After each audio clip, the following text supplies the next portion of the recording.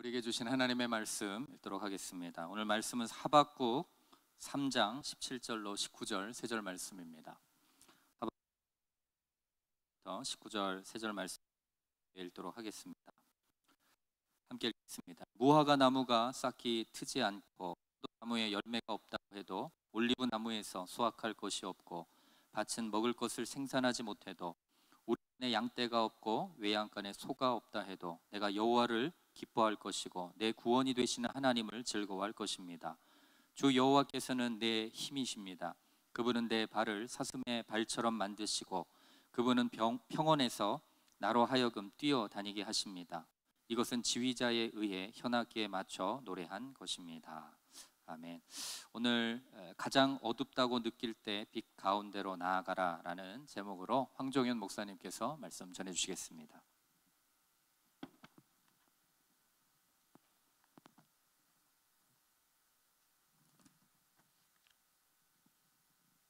코로나19로 인해서 예배당 예배를 드리지 못하고 이렇게 유튜브로 예배를 드립니다. 지금 갈렙 선교학교를 수료하신 분들, 그리고 우리 선교사님들을 위해서 기도하시는 모든 분들 정말 주님의 이름으로 사랑하고 축복합니다. 복음이 전해지는 과정에서 보면 두 가지가 늘 함께하는 것을 볼 수가 있습니다. 그 첫 번째로는 헌신과 희생입니다. 부르심과 보내심을 받는 일을 위해서는 누군가가 그 일을 위해서 헌신을 해야 합니다. 주여 내가 여기 있사오니 나를 보내소서라고 하는 고백으로 하나님의 선교는 시작이 되죠. 신임 선교사 훈련과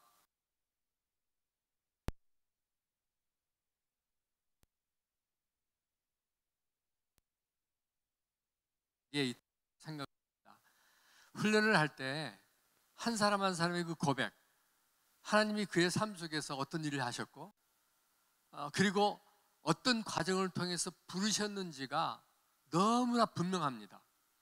그래서 그분들을 바라볼 때 세상에서는 또 교회에서 리더십은 어떤 기준으로 그 사람을 볼지는 몰라도 이 사람은 정말 하나님이 부르셨고 꼭 가야 될 하나님의 사람이다라고 하는 그 열정들이 그 한 명 한 명에게서 느껴집니다. 그런데 그런 헌신에는 대가가 필요한 것 같습니다. 늘 희생을 요구하는 것이, 그래서 터툴리아는 이렇게 말합니다. 그리스도인의 피는 교회의 씨앗이라고요. 여러분, 우리 교회에 많은 선교사님들이 계시는데 여러분들의 보시기에 그분들이 어떻게 보이십니까? 안식년으로 돌아와서 한 텀 두 텀 사역을 한 이후에 그들 마음 안에 쌓여있는 짐들을 풀어놓는 시간들이 있습니다. 그럴 때 보면 정말 선교 현장은 우리가 상상할 수 없는 그런 정말 사막과 같은 척박한 땅, 마치 전쟁터와 같은, 그래서 백병전을 치르다 돌아온 사람들 같은 그런 정말 피나는 싸움과 그런 희생, 그리고 그들이 치렀던 대가들에 대해서 함께 눈물을 흘리면서 듣게 됩니다. 두 번째로 복음이 전해지는 과정에서 우리가 발견할 수 있는 건 뭐냐면 확장성과 그에 따른 저항입니다. 예수 그리스도의 십자가로 세워진 초대교회를 통해서 소아시아가 복음화가 되죠. 거기서 멈추지 않습니다. 로마를 중심으로 유럽이, 그리고 신앙을 지키기 위해서 이주했던 청교도들에 의해서 미국이, 산업혁명을 만나면서 미국과 영국의 주도로 해안선 선교가 한 걸음 더 나아가 적극적으로 찾아가는 내지의 종족 선교 뿐만 아니라 어느 정도 선교가 이루어져 가고 있을 때 뜻밖의 발견한 미전도 종족과 이주민, 그리고 우리가 지금 나라와 나라 간의 분쟁으로 인해 가지고 발생된 그 난민들에 대한 사역, 이렇듯이 끊임없이 성령님은 우리에게 복음을 위해서 새로운 도전을 하셨고, 그래서 복음은 지금까지 전 세계로 흩어져서 확장되어 왔던 것을 볼 수가 있습니다. 자발적이든 비자발적이든 하나님의 나라가 확장되면 될수록 끝없는 저항도 우리는 만나왔습니다. 정치적인 문제로, 종교 사회적인, 인본주의, 영적 어떤 그런 공격들이 얼마나 많이 있었는지 사실은 여러분 모두가 너무나도 잘 알고 있습니다. 세 번째로 복음이 전해지는 과정에서 우리가 만나는 두 가지는 뭐냐면 위기와 기회입니다. 언제고 세상은 하나님 나라의 선교를 환영한 적이 없습니다. 우리의 믿음과 열정을 그들은 그러나 막을 수도 없었습니다. 점점 더 지혜로 그리고 전략을 가지고 성령의 도심 가운데 우리는 항상 그 위기를 기회로 만들어 왔던 것입니다. 코로나가 처음 시작이 되었을 때 그때만 해도 곧 끝날 것이라고 생각을 했습니다. 예배당 예배를 드리지 못하게 되자 우리는 자발적으로 거리두기 그리고 유튜브로 영상 예배를 드리면서 그러나 한 번도 예배를 멈춰 본 적은 없습니다. 양육도 주민의 여러 가지 방법을 통해서 진행을 했고 교회와 가정이라고 하는 주제로 가정 예배를 회복하기 위해서 부모가 직접 교사가 되어 아이들을 양육하는 그런 가스펠 프로젝트 뿐만 아니라 성경을 필사하면서 개인의 영성을 회복하는 에스라 플랜, 선교지에 있는 고립된 선교사들을 본국으로 송환하는 일에서부터 그리고 선교 현장에 동일하게 만나고 있는 코로나로 인해서 어려움을 겪고 있는 현지인들을 돕는 그런 사역까지 우리는 한 번도 멈춰본 적이 없습니다. 그러나 정작 그런 과정 속에서 발견된 위기가 한 가지 있습니다. 그것은 내 안에 어둠이 있다는 것입니다. 그동안에 돌이켜보면 우리는 위기 없이 너무나 자유로웠습니다. 그동안 우리는 얼마나 안주하고 안이한 삶을 살았었는지를 발견했습니다. 그동안 우리는 형식과 조직 속에서 울타리를 치고 있었구나라고 하는 생각이 듭니다. 교회 공동체 속에서 교회가 하는 그 놀라운 사역들을 바라보면서 마치 내가 한 것처럼 착각하기도 하고 그리고 그 영성이 나의 영성이라고 생각했던 적이 얼마나 많았는지 돌아보게 됐습니다. 따라서 그동안 내 안의 어둠을 보지 못하고 빛 가운데 있다고 착각했던 그러한 나 자신을 보게 되었던 것입니다. 사실은 어둠은 빛이 있을 때 더 잘 보인다고 생각을 했습니다. 그동안 우리는 우리를 비춰주진 빛이 있을 때에는 우리 안에 있는 어두움을 잘 알지 못했습니다. 그러나 나를 비추고 있던 그 빛이 사라지니 내 안에 있는 어두움이 보이기 시작한 것입니다. 내 안에 나를 밝혀줄 아무리 어두워도 홀로 예배하며 빛을 발하고 주변의 어둠을 밝혀줄 빛이 내 안에 없구나라고 하는 것을 보게 된 것입니다. 어쩌면 목사로서 저는 개인적으로 이것이 이 시대에 다시 한번 도전받는 저의 위기였던 것입니다. 어쩌면 이것은 우리가 하나님 앞에 나아가 처음부터 다시 시작해야 되는, 그래서 이 위기를 다시 한번 새로운 기회로 만들어가는 그런 새로운 도전 앞에 우리는 있다고 생각을 합니다. 지금 이런 상황 속에서 나는 무엇을 해야 할까요? 하나님은 어떻게 말씀하고 계실까요? 저는 오늘 하박국 3장 17절에서부터 19절 말씀을 통해서 한번 생각해 보고자 합니다. 하박국 선지자는 껴안는 자, 매달리는 자라는 뜻이 있습니다. 남유다 말기 요시야 왕과 그의 아들 여호야김 시대에 걸쳐서 활동한 선지자로 레위 지파 출신이며 성가대원이었다라고 알려집니다. 하박국서의 배경을 잠깐 살펴보면 북왕국 이스라엘이 이미 아수르에 의해서 BC 720년경에 멸망을 합니다. 그리고 남왕국 유다도 바벨론 제국에 의해서 멸망할 시기가 약 20년 정도 남은 그 시대를 배경으로 하고 있습니다. 이때 남왕국 유다는 그 말기적인 현상으로 종교적, 도덕적 부패가 크게 달했었고 하나님의 율법이 완전히 무시되고 공의가 땅에 떨어지는 듯 온갖 불의가 만연하고 있었습니다. 특히 의인들이 고난을 애매하게 받고 있었고 그리고 악인은 더욱 번영하는 그런 모순된 현실이 그때 당시의 상황이었습니다. 그러나 그때뿐만이 아닌 것 같습니다.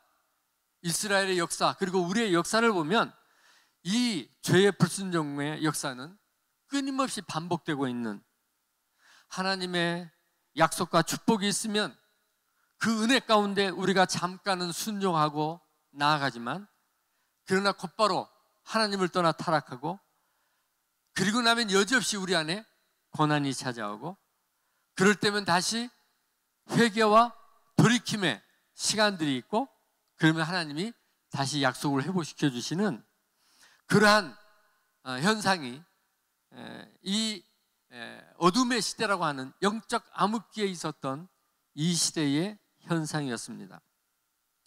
하박국서는 다른 선지서에 비해서 약간 특이점이 한 가지 있습니다. 그것은 뭐냐면 하박국이 하나님의 말씀을 백성들에게 전하는 형식이 아니라 백성을 대신해서 하나님께 질문을 드리는 그런 선지서입니다. 그래서 하박국은 대화하는 방식을 취하여서 자신의 논리를 전개하고 있습니다. 1장과 2장 사이에 보면 하박국은 두 가지를 질문을 합니다. 첫 번째는 어떻게 유다 남왕국이 이렇게 악한 길을 걸어가고 있는데 하나님이 악을 허용하실 수 있습니까? 라고 묻는 것입니다. 두 번째로는 어떻게 공의로우신 하나님이 유다의 죄를 심판하시기 위해서 유다보다 더 악한 바벨론을 사용할 수 있습니까? 라고 하는 그런 질문으로 말씀을 시작하고 있습니다. 하박국 1장 2절 3절 그리고 1장 13절을 같이 한번 읽어보도록 하겠습니다. 오 하나님이여, 제가 언제까지 부르짖어야 합니까? 주께서는 듣지 않으시고 폭력입니다 라고 제가 외쳐도 구해주지 않으십니다.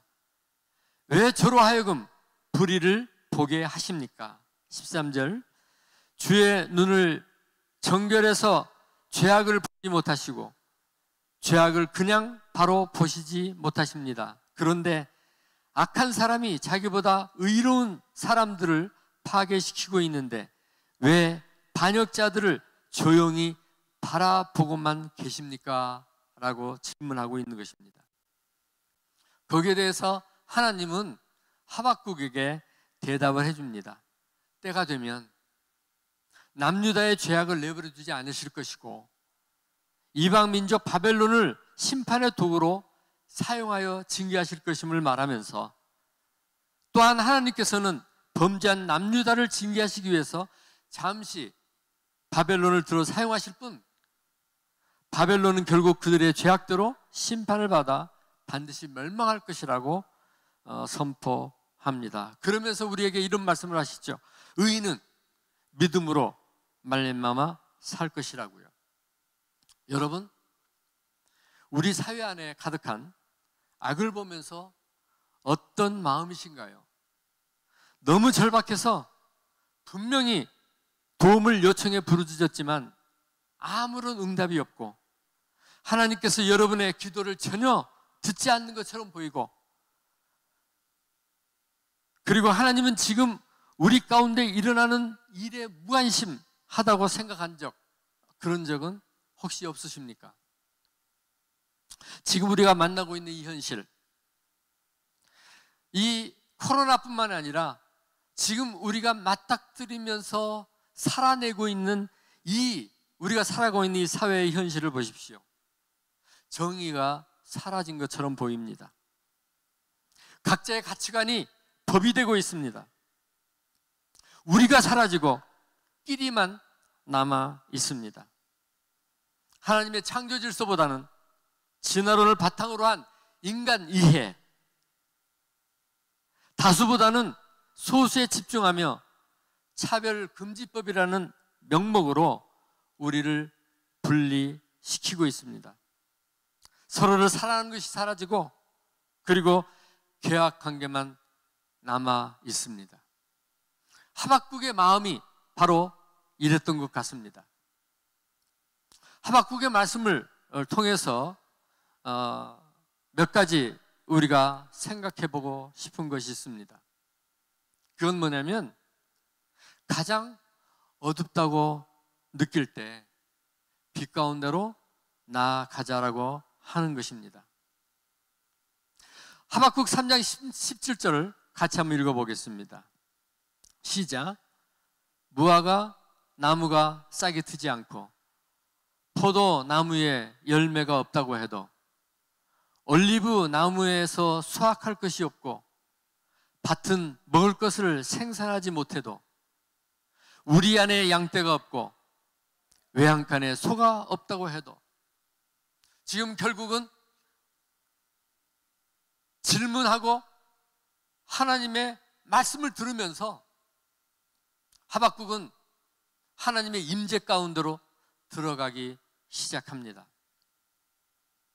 본문에서 언급되고 있는 이 세 종류의 나무는 팔레스틴 지방에서 가장 쓸모 있고 가치 있는 과실수입니다. 따라서 생각해 보십시오. 이런 것들에서 소출이 없다는 것은 그 땅이 황폐화되었음을 말하고 있는 것입니다.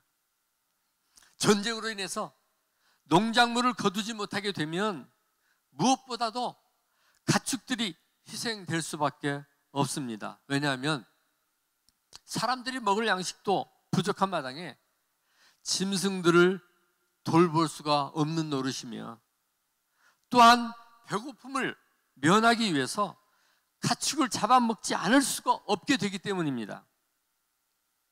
그래서 어쩌면 하박국이 지금 17절 고백하고 있는 이 말씀은 너무나 분명한 그들의 현실의 삶이 얼마나 비참한지를 말해주고 있는 것입니다.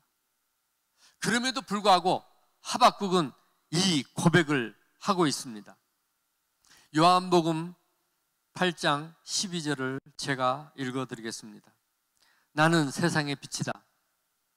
누구든지 나를 따르는 사람은 어둠 속에 다니지 않고 생명의 빛을 얻을 것이다.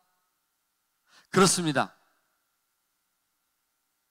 하박국 선지자가 인간의 생존을 위해서 절대적으로 필요한 이 모든 것들이 없다고 해도 여호와를 향한 구원의 소망만은 버리지 않겠다는 놀라운 신앙 고백을 하고 있는 것처럼 여러분 지금 이 시대에 우리가 먼저 해야 될 것은 하나님을 향해서 동일한 고백을 하는 것입니다. 어떤 선택을 할 것인가? 어둠에 머물 것인가? 아니면 빛으로 나갈 것인가? 이것은 분명히 우리가 선택을 해야 됩니다. 야곱은 팥죽 한 그릇으로 어둠을 선택해 버리고 맙니다. 그리고 그 이후 그의 삶이 얼마나 힘겹고 그래서 그가 결국은 노년에 내 인생은 수고와 고생뿐이었다라고 말하는 그런 결과가 왔었는지 우리는 잘 알고 있습니다.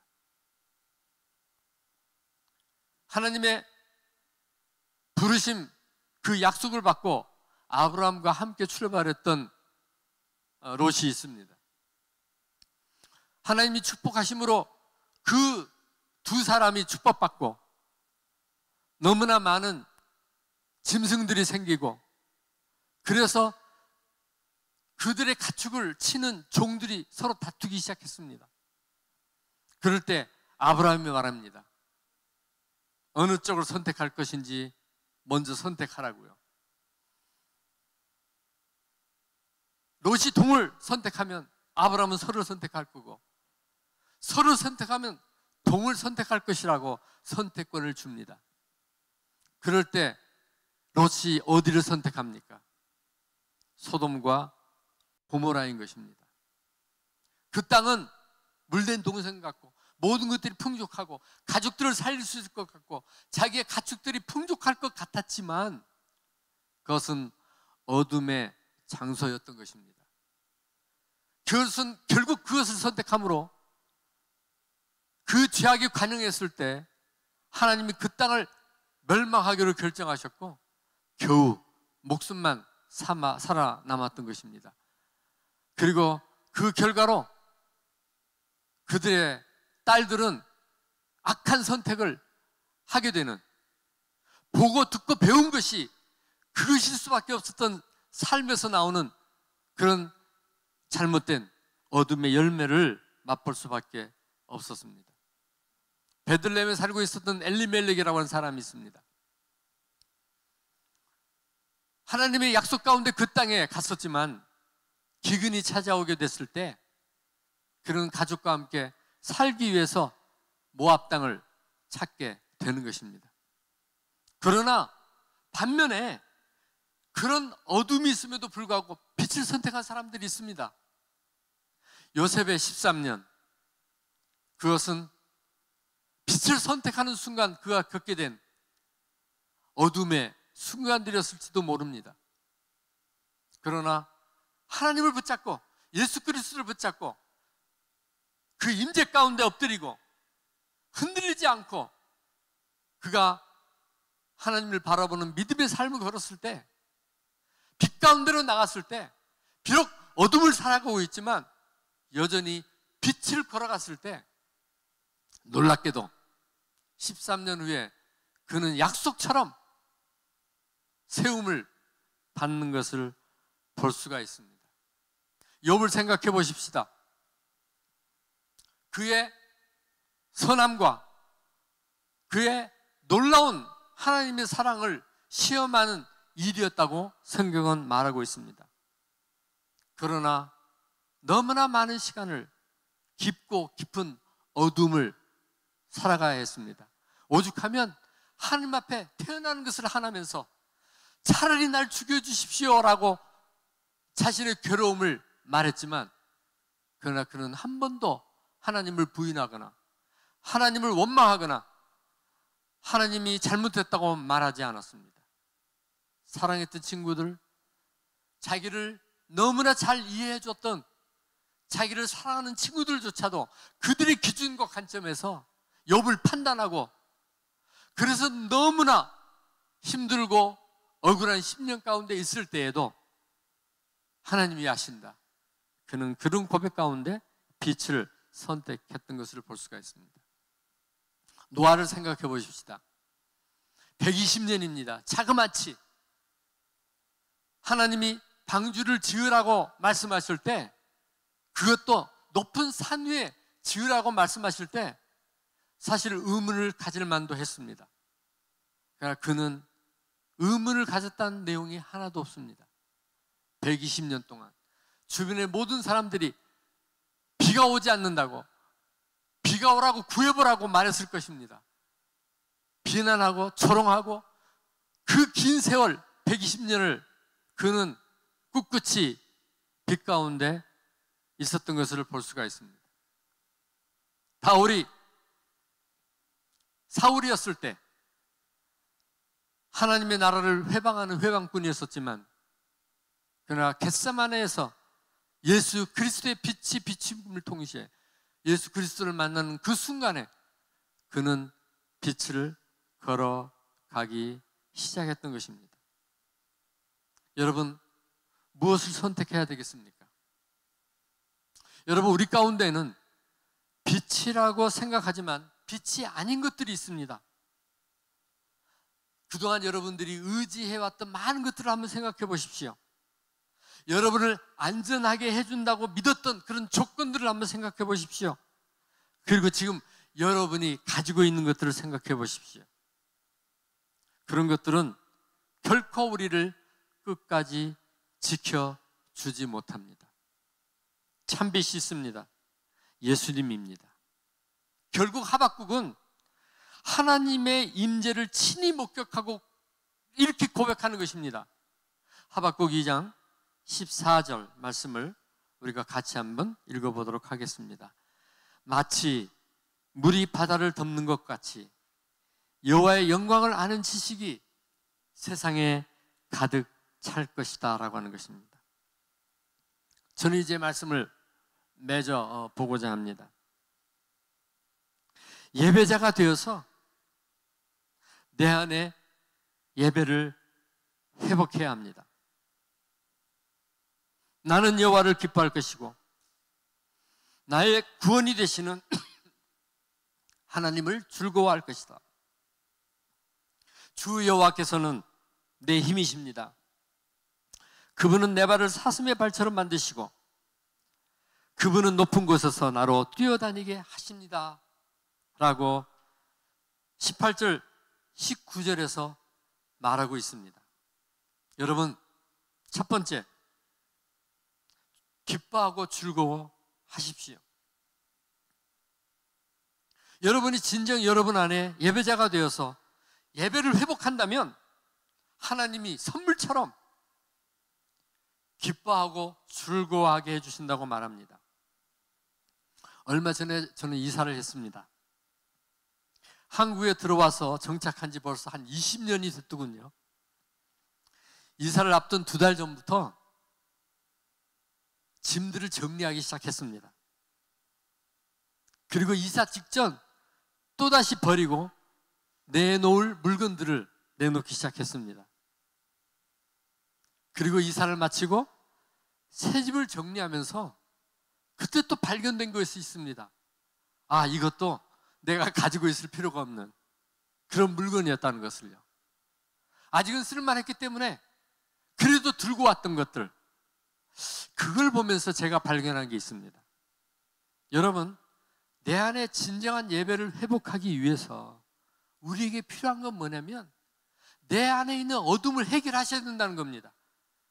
큰 것들은 여러분 대부분 해결했습니다. 그러나 정작 하나님 앞에 더 가까이 가지 못하게 하는, 진정 하나님을 예배하는 예배자가 되지 못하게 하는 그러한 숨어있는 것들이 우리 안에 얼마나 많은지요. 그것들이 거추장스럽게 나를 붙잡고 있어서 하나님 앞에 더 온전히 서지 못하게 하는 것들이 얼마나 많이 있는지, 그것을 치우고 나니까 얼마나 집이 환한지 모릅니다. 여러분, 우리도 그렇듯이 우리 안에 하나님이 온전히 내주하실 수 있는, 안주하실 수 있는, 항상 나와 함께 계실 수 있는 그런 깨끗한 심령에 온전한 바탕을 만드는 그런 예배자가 되는 것이 얼마나 중요한지 모른다는 것입니다. 그런 면에서 보면 지금의 코로나는 위기가 아닌 기회인 것입니다. 세상이 바뀌는 것은 하나님이 하실 것입니다. 그것은 약속입니다. 우리가 예배당 예배를 드리지 못하고 거의 2단계에서 3단계로 갈지도 모르는 사회적 거리 두기를 해야 되는 이런 상황 속에 모이지 못하면 죽는 것처럼 느끼지만, 그러나 어쩌면 지금 이 순간에는 모이는 것보다 더 중요한 나를 보게 하고 내 안에 진정한 하나님의 임재를 찾게 되는, 그래서 내 안에 어둠이 찾아온 순간에 발견된 그 어둠을 해결하고 진정한 빛인 예수 그리스도 앞으로 나가는 그런 시간들이 될 것이기 때문에 그 어둠을 하나님께 가져가십시다. 그 또한 빛이신 하나님께 나가는 순간 사라지게 될 것입니다. 로마서 11장 36절은 이렇게 말합니다. 만물이 그분에게서 나오고 그분으로 인해 있고 그분으로 돌아갑니다. 그분에게 영광이 영원토록 있기를 빕니다. 아멘.